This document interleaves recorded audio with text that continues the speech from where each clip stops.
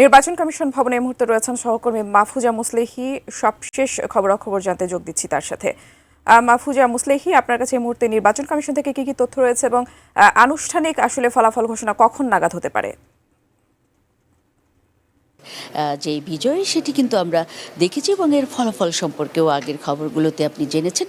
তবে এই মুহূর্তে যেটি নির্বাচন কমিশন আমাদেরকে অপেক্ষমান রেখেছেন সেটি কিন্তু গণভোটের ফলাফল, এবং গণভোটের ফলাফল সহ সার্বিক যে বিষয়গুলো রয়েছে সেগুলো কিন্তু জানাতে কিছুক্ষণ পরেই নির্বাচন কমিশন সচিব আখতার আহমেদ আমাদের ব্রিফ করবেন বলে জানিয়েছেন।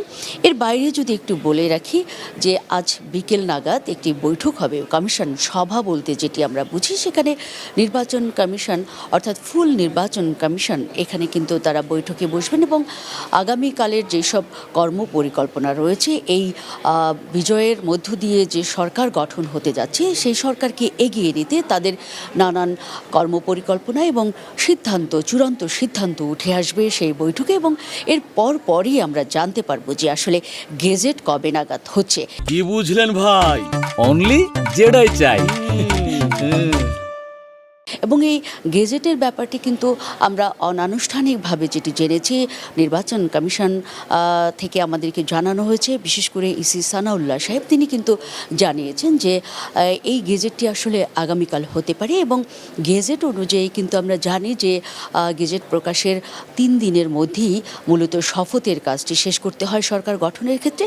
সেক্ষেত্রে আমরা আশা করতেই পারি যে আগামী দিনের পর 3 দিনের মধ্যেই সরকার গঠনের একটি প্রক্রিয়ার দিকে যাচ্ছে।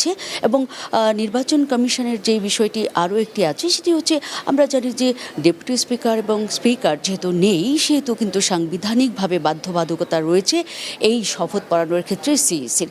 সেক্ষেত্রে আগামী যেই গেজেট এটি চূড়ান্ত হওয়ার পরেই কিন্তু নির্বাচন কমিশনের পক্ষ থেকেই মূলত প্রধান নির্বাচন কমিশনার এই শপথ গ্রহণের যে বিষয়টি সেটি সম্পন্ন করবেন, এবং নতুন যেই সরকার সেটি গঠনের যেই চূড়ান্ত যেই প্রক্রিয়া সেটিও কিন্তু এর মধ্য দিয়ে সম্পন্ন হবে, এবং বাংলাদেশে কিন্তু আমরা এর পরপরই দেখতে পাবো যে নতুন সরকার গঠন হচ্ছে। এবং গণতন্ত্রের যেই যাত্রা, বিশেষ করে প্রধান নির্বাচন কমিশনার গতকাল তার ভোট প্রদান করেই যে সাংবাদিকদের জানিয়েছিলেন যে বাংলাদেশ কিন্তু এই অবাধ, সুষ্ঠু এবং গ্রহণযোগ্য নির্বাচনের মধ্য দিয়ে গণতন্ত্রের ট্রেনে যাত্রা করলো, এবং এই ট্রেন গন্তব্যে পৌঁছবে বলেই তিনি কিন্তু আমাদেরকে আশ্বস্ত করেছিলেন। ঠিক ভোটের পর কিন্তু আমরা কিন্তু সেটি দেখেছি, এবং আমরা আশা করতেই পারি যে গণতন্ত্রের যে ট্রেন গন্তব্যে পৌঁছলো সেটি কিন্তু চূড়ান্ত রূপ বা চূড়ান্ত রূপরেখা আমরা দেখতে পাবো।